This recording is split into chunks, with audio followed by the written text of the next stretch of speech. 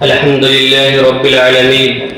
والصلاة والسلام على سيد الأنبياء والمرسلين. أعوذ بالله من الشيطان الرجيم. بسم الله الرحمن الرحيم. قال الله تبارك وتعالى في كتابه العزيز: أولئك الذين امتحن الله قلوبهم للتقوى. صدق الله العلي العظيم. وقال النبي صلى الله تعالى عليه وسلم: الكيس من دان نفسه، اور كما قال علیہ الصلوۃ والسلام. عزیز طلبہ اور اسٹیج پر رونق افروز اساتذہ کرام، آج کی اس مجلس کا تعلق اور اس کی اہمیت آپ کے سامنے پہلے ہی بیان ہو چکی ہے. اس پر مزید گفتگو یا تمہید باندھنے کی ضرورت محسوس نہیں کرتا، لیکن آپ حضرات کے سامنے جس موضوع کے متعلق مجھے پیش کیا گیا ہے، میں براہ راست اسی پر آپ سے ہم کلام ہونے کی کوشش کروں گا. اللہ تعالیٰ سے دعا ہے کہ اللہ تعالیٰ ہم سب کو کہنے اور سننے سے زیادہ اس پر عمل کرنے کی توفیق عطا فرمائے. جیسا کہ آپ کو یہ پتہ ہے کہ ایام امتحان شروع ہو چکے ہیں، اور اللہ کے نبی صلی اللہ علیہ وسلم کی حدیث کی روشنی میں بہترین اور سمجھدار شخص وہ ہے جو اپنے آپ کو جانے اور پہچانے اور ضرورت کے وقت اپنی تیاری ہمیشہ مکمل رکھے. اور اس طرح کی روایات اور آیات بہت ساری آپ کو احادیث میں اور قرآن میں مل جائیں گی کہ مومن کا سب سے بڑا وقیرہ اور اس کا سب سے بڑا طرح امتیاز یہ ہے کہ وقت سے پہلے وہ ہمیشہ تیار رہتا ہے. چاہے وہ امتحان کا زمانہ ہو، چاہے میدان کارزار کا زمانہ ہو، چاہے وہ دشمن سے مقابلے کا زمانہ ہو، مومن کا وقیرہ اور اس کا طرح امتیاز یہی ہے کہ وہ ہمیشہ اپنی تیاری مکمل رکھتا ہے. اسی لیے ہم سب کے لیے ضروری یہ ہے کہ امتحان جو قریب آتا جا رہا ہے، ہم اس کی حیثیت، اس کی اہمیت اور اس کی افادیت کے پیش نظر اپنی تیاری شروع بھی کر دیں، اور جتنے جلدی ہو اس کے لیے اپنے آپ کو تیار کر لیں. اس کے لیے کچھ بنیادی چیزیں اور بنیادی اصول ہیں جن پر عمل کرنا ہمارے لیے کامیابی کا ایک زینہ اور کامیابی کی ایک ضمانت ہو سکتا ہے. اسی لیے ہم اور آپ جو چیزیں یہاں آج پیش آئیں، ایک سب سے بڑا میں کہوں گا کہ آپ کا نقصان یہ ہے کہ آپ حضرات آئے تو ہیں امتحان کی تیاری کے اسباب اور اس کے عوامل سیکھنے اور سمجھنے کے لیے، آپ حضرات کے پاس کاپیاں نہیں ہیں. یہ چیزیں ہوائیں میں کہہ دی جائیں گی، اگر آپ کے دل پہ نقش نہیں ہوئی اور آپ نے یہ چیزیں محفوظ نہیں کی تو یہ آپ ہی کا نقصان ہے. یہ مجلسیں اور یہ اساتذہ اور یہ علماء اور یہ روحانی بزرگان بار بار آپ کو اس طرف توجہ نہیں دلائیں گے، بار بار آپ کو اس طرح کی باتیں پیش کرنے کے لیے بٹھایا جائے گا. اس لیے ضروری یہ تھا کہ آپ حضرات اپنے پاس ایک چھوٹی سی نوٹ رکھتے. اگر آپ کے پاس کاپی یا نوٹ ہے تو اس کو اپنے ہاتھ میں لے لیں، اور جو اساتذہ کرام کی زبان سے بہترین اور مفید باتیں آ رہی ہوں آپ اسے نوٹ بھی کریں اور اس پر آئندہ عمل کرنے کی کوشش کریں. اور آئندہ کا بھی ہمیشہ خیال رکھیں کہ جب مدرسے کے اندر اس طرح کی کوئی مجلس ہو تو آپ اس کو اپنے رہنمائی کے طور پہ اپنے پاس ایک کاپی کی شکل میں رکھیں کہ جو یہاں سے تربیتی نشست ہو چاہے اصلاحی نشست ہو، آپ اس کو محفوظ رکھیں اور آئندہ زندگی میں آپ اس پر عمل کرنے کی کوشش کریں. یوں تو ہم اور آپ، دنیا کا ہر شخص کسی نہ کسی امتحان میں ملوث ہے، اس کو کسی نہ کسی امتحان سے گزرنا ہی ہے. وہ اپنی حیثیت اور مرتبے کے اعتبار سے امتحان سے گزرتا ہے. ہر ایک کا مرتبہ اور ہر ایک کی حیثیت الگ الگ ہے. اگر وہ دنیا دار ہے تو دنیاوی امتحان میں وہ مشغول ہے، اگر وہ دیندار ہے تو دینی امتحان میں مشغول ہے، اگر اساتذہ ہیں تو اپنے پڑھانے کے امتحان میں مشغول ہے، اور اگر طلبہ ہیں تو اپنے پڑھنے اور امتحان دے کر کامیاب ہونے کی تیاری میں مشغول ہیں. اسی لیے کوئی شخص اس دنیا میں امتحان سے بری نہیں ہے. بس یہ ہے کہ طالب علمی کے زمانے کے لیے ایک محدود وقت متعین کیا جاتا ہے کہ اس وقت میں آپ کو امتحان دینا ہے، اور وہی امتحان آپ کی کامیابی کا ضامن ہے. اگر آپ نے صحیح طریقے سے اس امتحان کو پاس کیا تو آپ کامیاب تصور کیے جاتے ہیں، اور مدرسے کی طرف سے سند اور آپ کو امتیازی چیزیں دی جاتی ہیں. اور اگر آپ نے اس امتحان کو کما حقوق ادا نہیں کیا، کما حقوق اس میں پاس نہیں ہو پائے، تو پھر آپ کو ناکامی کی سرٹیفکیٹ دے دی جاتی ہے. اسی لیے ضروری یہی ہے آپ کے لیے کہ ان امتحانات کی طالب علمی کے زمانے میں تیاری ایسی کریں کہ جیسے آپ ان کتابوں کو آخری بار پڑھنے جا رہے ہیں، آئندہ آپ کو اس کتاب کو مطالعہ کرنے کے لیے موقع نہیں ملے گا، براہ راست آپ کو سیدھے آپ کو درس پہ بٹھا دیا جائے گا۔ اس لیے جو متعلقہ کتابیں آپ سے ہیں، جو آپ اپنے درس میں پڑھ رہے ہیں، ان کو تیاری کرنے کے لیے چند بنیادی چیزیں میں آپ کے سامنے پیش کرتا ہوں۔ اگر آپ ان پر عمل کریں، اس سے اختلاف ہو سکتا ہے، یہ میرا اپنا ذاتی تجربہ ہے، میں نے بزرگوں کی کتابوں سے کچھ چیزیں لی ہیں، اخذ کی ہیں، ان کی زندگیوں سے لی ہیں، اس میں اختلاف کی گنجائش ہے، ہو سکتا ہے اکابر کو اختلاف ہو جائے، ہو سکتا ہے بعض طلبہ کو اختلاف ہو جائے، لیکن یہ وہ تجربات کی چیزیں ہیں جن کو اکابر نے اپنی محفوظات میں، اپنی ملفوظات میں، اپنی آپ بیتی میں لکھا ہوا ہے، اور کچھ اپنے تجربات میں آپ کے سامنے رکھتا ہوں تاکہ وہ چیزیں آپ کے لیے رہبری اور رہنمائی کا ایک بہترین ذریعہ بن جائیں۔ اس لیے جب آپ تیاری کرتے ہیں تو آپ کے سامنے دو طرح کے امتحان پیش آتے ہیں، ایک امتحان ہوتا ہے جس کا تعلق تحریر سے ہے، اور ایک امتحان ہوتا ہے جس کا تعلق تقریر سے ہے۔ امتحان تحریری بہت اہم اور بہت زیادہ خصوصیت کا حامل ہوتا ہے۔ وجہ اس کی ہے کہ تحریری امتحان میں آپ کی شخصیت نہیں ہوتی ہے، آپ کی ذات نہیں ہوتی ہے، اور آپ کا مجسمہ جس کو صورت جسمیہ کہتے ہیں وہ ممتحن کے سامنے نہیں ہوتی ہے۔ وہاں آپ کی صرف تحریر ہی تحریر ہوتی ہے، وہ تحریر بتاتی کہ آپ کتنے ذہین ہیں، وہ تحریر بتاتی کہ آپ کتنے فقیر ہیں، وہ تحریر بتاتی ہے کہ آپ کتنے ذکی ہیں، وہ تحریر بتاتی ہے کہ آپ کتنے قابل ہیں، وہ تحریر بتاتی ہے کہ آپ کتنے ذی استعداد ہیں، وہ تحریر بتاتی ہے کہ آپ کی صلاحیت کا معیار کیا ہے، وہ تحریر بتاتی ہے کہ آپ درسگاہ میں کس معیار کے ہیں، وہ تحریر بتاتی ہے کہ آپ کو کتابیں کتنی یاد ہیں، وہ تحریر بتاتی ہے کہ آپ کو تفہیم مسئلہ اور افہام مسئلے میں کیا قدرت حاصل ہے، وہ تحریر بتاتی ہے کہ آپ کی پوزیشن درسگاہ کے اندر اور اساتذہ کے اندر کیا ہے اور کیا ہو سکتی ہے۔ اسی لیے تحریر آپ کی پوری ترجمان ہوتی ہے، اور تحریر میں اگر آپ نے ذرا سی بھی کوتاہی کی تو آپ کے پورے امتحان کی محنت ضائع ہو سکتی ہے۔ اسی لیے اپنی تحریر پہ پورے طریقے سے آپ کو فوکس کرنا ہے، توجہ دینا ہے، اس لیے کہ وہی تحریر آپ کو پاس بھی کرا سکتی ہے اور وہی تحریر آپ کو فیل بھی کرا سکتی ہے۔ اس لیے اگر آپ تحریر میں کہیں کمزور ہیں، اگر آپ تحریر میں کہیں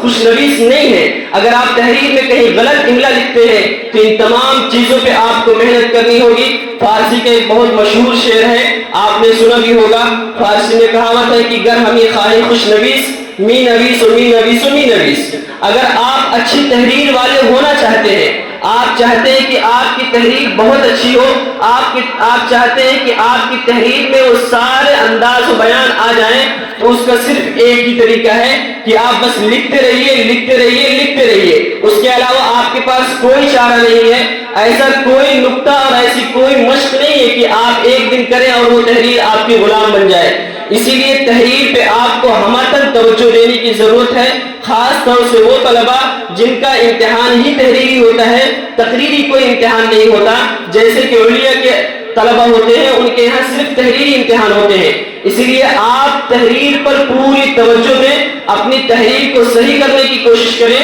اور تحریر میں بنیادی چیزیں سب سے پہلے یہ ہے کہ آپ اپنی تحریر کو خوش اسلوب میں لکھیں۔ آپ کی تحریر خوشخط ہونی چاہیے، اس کے ساتھ ساتھ آپ کا اسلوب بہت اچھا ہونا چاہیے۔ اسلوب میں بہت ساری چیزیں آ جاتی ہیں کہ آپ نے مضمون نگاری کس انداز سے پیش کی ہے، آپ نے اپنے مضمون کو کن الفاظ میں پیش کیا ہے، آپ نے اپنے مضمون کو الفاظ اور تعبیرات کہاں کہاں استعمال کی ہے، برمحل استعمال کی ہے یا بے محل استعمال کی ہے، برموقع استعمال کی ہے یا بے موقع استعمال کی ہے، آپ کی تحریر کو نکات آ رہے ہیں یا نہیں آ رہے ہیں، آپ کی تحریر میں وہ تفہیم کا مسئلہ جو آپ بیان کرنا چاہتے ہیں وہ ایجاز کا شکار تو نہیں ہو گیا، یا وہ اتناب کا شکار تو نہیں ہو گیا، سمجھنے میں یا وہ قاصر تو نہیں کر رہا ممتحن کو، یا سمجھنے میں اکتاہٹ تو نہیں پیدا کر رہا۔ اگر آپ تحریر کے اندر خوش اسلوبی کے ساتھ ساتھ اپنے مسئلے کو سمجھانے کی اہمیت اور اپنے مسئلے کو بیان کرنے اور دلائل سے اس کو مدلل کرنے کے اچھے انداز کے ساتھ پیش کرنے کی کوشش کرتے ہیں اور اس میں کامیاب ہو جاتے ہیں، تب جا کے ممتحن آپ کو کما حقو جو آپ مستحق ہے وہ نمبر دیتا ہے۔ ورنہ تو ایک کہاوت ہے تحریر کے تعلق سے کہ لکھے موسیٰ پڑھے خود آئے، یہ ایک تعبیر ہے، اس کا مطلب یہ ہوتا ہے ایک تو ہم جو ہمارے علماء کرام ہیں اس نے اس کی تفسیر یہ کی کہ موسیٰ علیہ السلام اس انداز سے لکھتے ہیں کہ ان کی تحریر دوسرا نہیں پڑھ سکتا سوائے اللہ تعالیٰ کے. لیکن جب ہم اردو تحریر یا اپنی تحریر کی درستگی میں اس کو استعمال کرتے ہیں تو اس کا مطلب یہ ہوتا ہے کہ منہ مانے بال سامانے طرح، کہ کوئی لکھے اس طرح بال کی باریک کی طرح کہ دوسرا کوئی اس کو پڑھ نہیں سکتا. ہمارے بعض طلبہ اس تحریر کے شکار ہیں جن کی تحریریں دیکھنے کے بعد ایسا لگتا ہے کہ آج کا کوئی جاہل ڈاکٹر ہے جو ایسی تحریر لکھتا ہے کہ صرف اس کا کمپاؤنڈر ہی پڑھ سکتا ہے، دوسرا نہیں پڑھ سکتا. ایسے ہی ہمارے طلبہ کے اندر تحریر کا معیار کچھ ایسا گھٹا ہوا ہے کہ وہ ایک دم باریک لکھتے ہیں یا اتنا بیکار لکھتے ہیں کہ پڑھنے کے قابل نہیں ہوتا اور نہ سمجھنے کے قابل ہوتا ہے. اسی لیے اپنی تحریر کو خوشخط لکھیں اور کوشش کریں. ابھی آپ کے پاس وقت ہے، آپ اس کو صحیح کر سکتے ہیں. اساتذہ کرام سے مشق لینے کی کوشش کریں یا جو ساتھی آپ کا خوشخط ہو اس سے مشق لینے کی کوشش کریں. ابھی وقت گیا نہیں ہے، ابھی مایوس ہونے کی ضرورت نہیں ہے. اسی لیے آپ کو 1-1.5 مہینہ پہلے آگاہ کیا جا رہا ہے کہ جہاں جہاں آپ کی کمیاں ہیں وہاں محنت کر کے اس کو صحیح کر لیا جائے. یہ تو بات وہ ہوئی جو تحریر سے صرف متعلق تھی. اب آپ کا امتحان چونکہ تحریری ہے تو آپ کو کتابوں کی تیاری کے لیے بھی چند چیزیں بہت ضروری ہیں.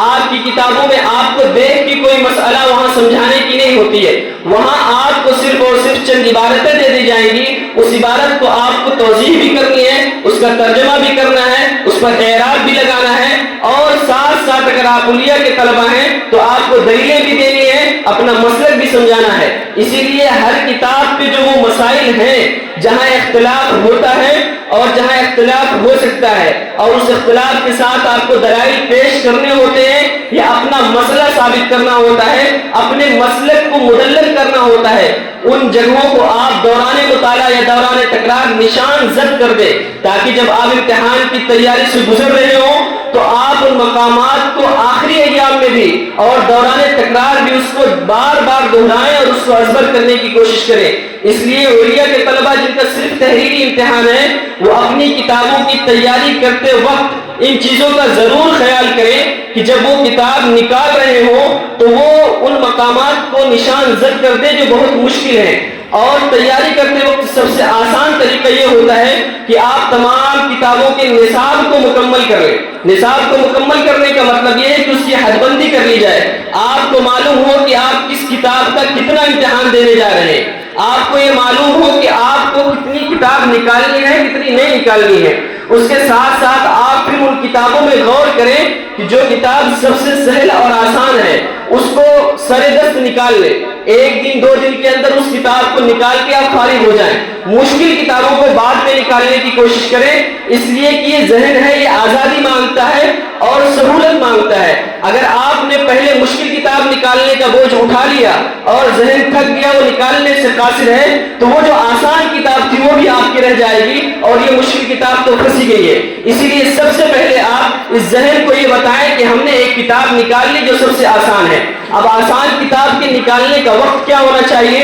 میری نظر میں، آپ اس سے اختلاف کر سکتے ہیں، میری نظر میں سب سے آسان کتاب نکالنے کا وقت آپ کا خارجی وہ وقت ہے جو پڑھائی سے فوراً بعد آپ کو ملتا ہے. مثال کے طور پہ آپ 11 بجے فارغ ہوتے ہیں، 12 بجے تک آپ کھانے سے فارغ ہو جائیں. اس کے بعد جو آپ کی سب سے آسان کتاب ہے جس کو آپ چلتے پھرتے پڑھ سکتے ہیں، آپ آدھا گھنٹہ 1 گھنٹہ لگائیں اور اس کتاب کو نکال لیں. اسی طریقے سے ترجمے اور احادیث کی کتابیں جہاں آپ محنت اس میں کرتے ہیں وہاں آپ کی عقیدت بھی اس سے متعلق ہوتی ہے، آپ اس سے ثواب بھی حاصل کرتے ہیں. اس لیے ان کتابوں کو پڑھنے کے لیے بہت زیادہ حساسیت اور بہت زیادہ خوشی اور بہت زیادہ فری ہونے کی ضرورت نہیں ہے. آپ اثر بات چاہیں تو قرآن کے ترجمے کو اور جو احادیث کی کتابیں ہیں جن میں بہت زیادہ مباحث نہیں ہے، آپ ان کتابوں کو اثر بات کے تھوڑے سے وقت میں بھی عقیدت اور محبت کے ساتھ اس کو نکال سکتے ہیں. لیکن جو کتابیں مباحث ہیں، مطول ہیں، جن میں دلائل کی ضرورت ہے، جن کے مباحث بہت زیادہ باریک ہیں، جن میں تفصیل طلب چیزیں ہیں، ان کو آپ فارغ اوقات میں جب آپ کا ذہن بالکل فری ہو، آپ دنیاوی مشاغل سے بالکل فری ہو، آپ ذہنی ٹینشنوں سے فری ہو، اس وقت ان کتابوں کو نکالنے کی ضرورت ہے. اور اس کے لیے سب سے اچھا جو وقت منتخب کیا جاتا ہے، اکابر نے جو کیا ہے وہ یہ ہے کہ یا تو آپ فجر سے پہلے اٹھنے کی کوشش کریں یا فجر کے متصلاً بعد آپ اس کتاب کو لے کے بیٹھ جائیں. اس لیے کہ مشکل کتاب ہے، اس میں بحث بہت طویل ہوتی ہے اور بہت باریک ہوتی ہے. یہ اسی وقت سمجھ میں آئے گی جب آپ بالکل فری ہو. فجر کے بعد کا وقت وقت عموماً انسان کی ذہنی طور پہ خالی وقت ہوتا ہے، دنیاوی مشاغل نہیں ہوتے،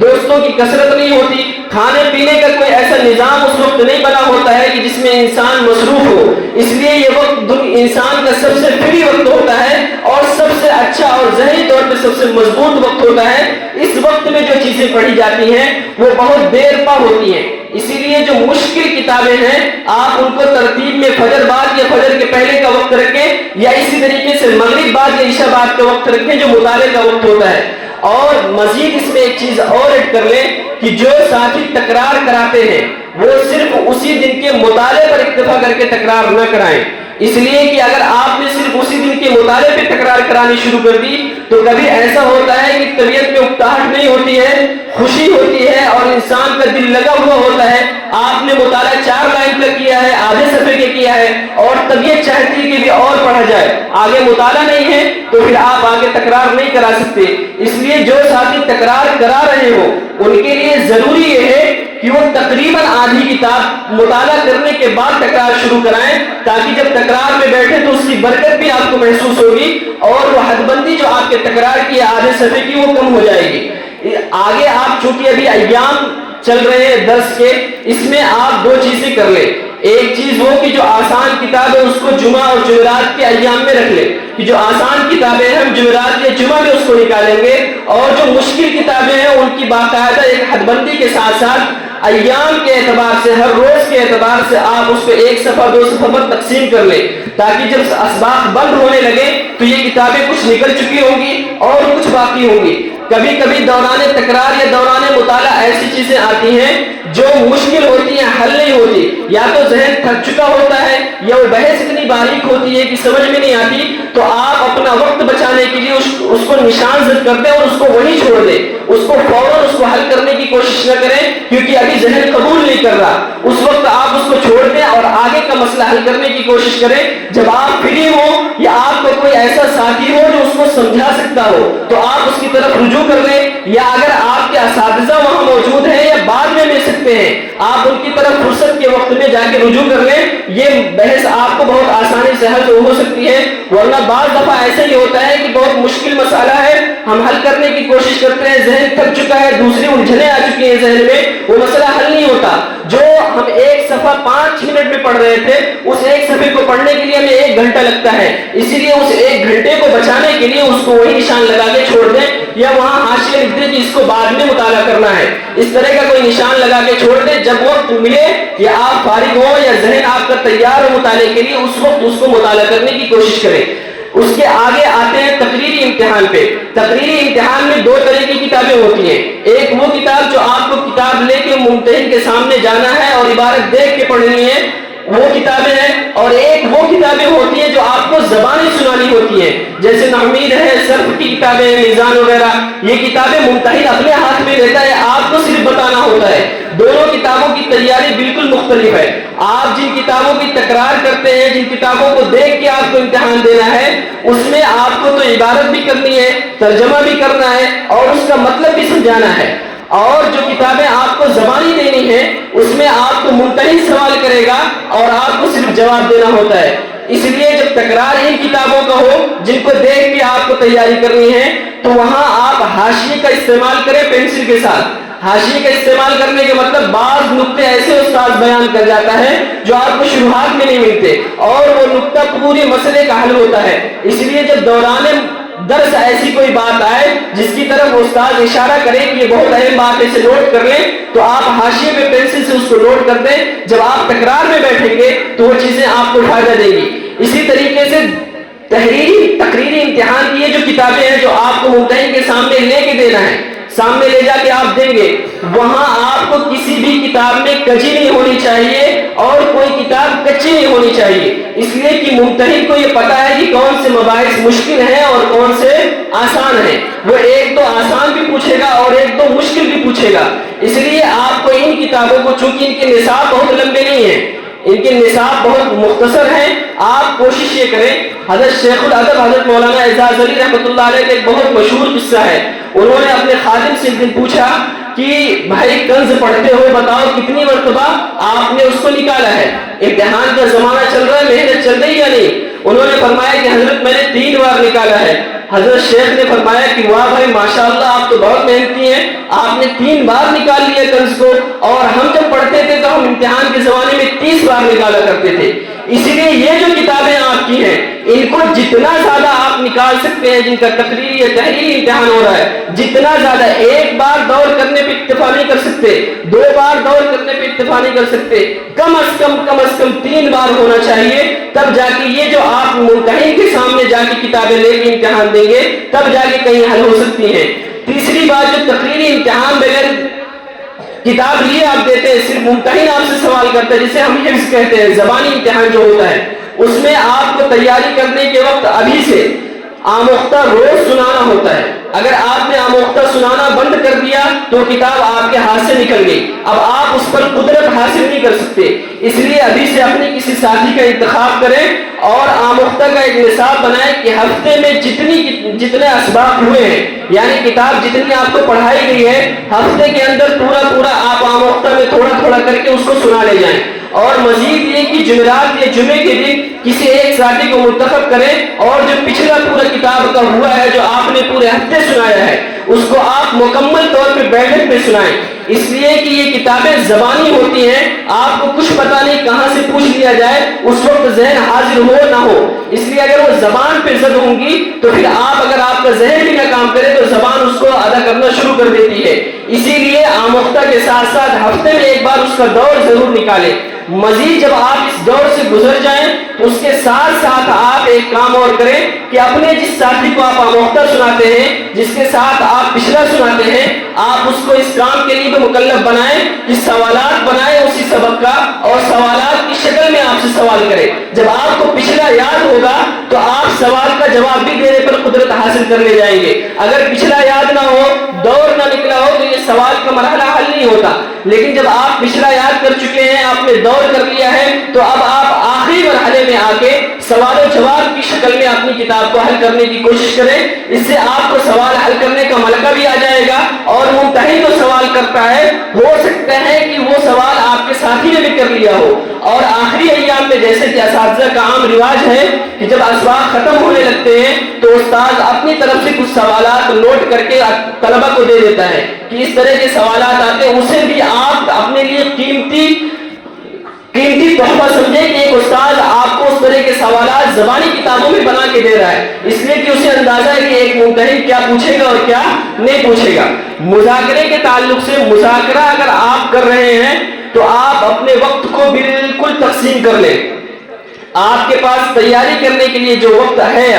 اس میں گنجائش بالکل بھی نہیں ہے کہ آپ اس میں آرام کر لیں اور آپ اس میں کسی راحت کے لیے اپنے آپ کو فری کر لیں، اس لیے کہ جو کتابیں ہیں، جو ایام ہیں، جو وقت ہے وہ بہت محدود ہے، اور کتابوں کا نصاب آپ کے اعتبار سے زیادہ ہو سکتا ہے۔ اسی لیے ابھی سے متعین کریں، اور اگر آپ نظام الاوقات کتابوں کا نہیں بنا پا رہے تو کسی تجربے کار استاد یا متعلقہ استاد سے آپ رجوع کریں کہ میں ان کتابوں کو کس طرح حل کروں اور کیسے حل کروں۔ حضرت تھانوی، حضرت نانوتوی رحمۃ اللہ، حضرت مولانا رشید احمد گنگوہی رحمۃ اللہ علیہ کے بارے میں مذاکرہ بہت مشہور ہے۔ دہلی کے کالج میں جب دونوں اکابر پڑھا کرتے تھے تو یہ دونوں اکابر اپنے آپس میں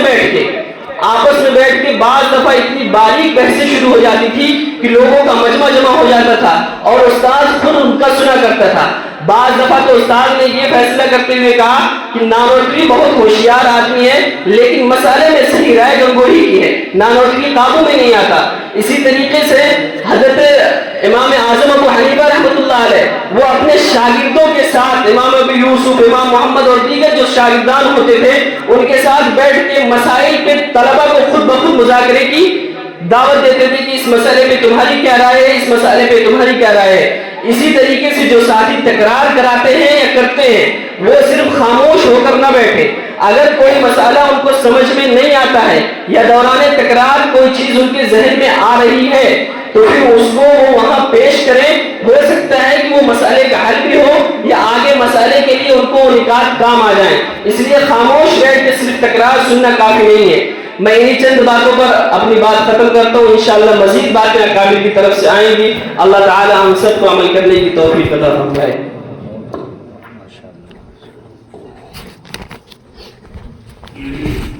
ماشاءاللہ،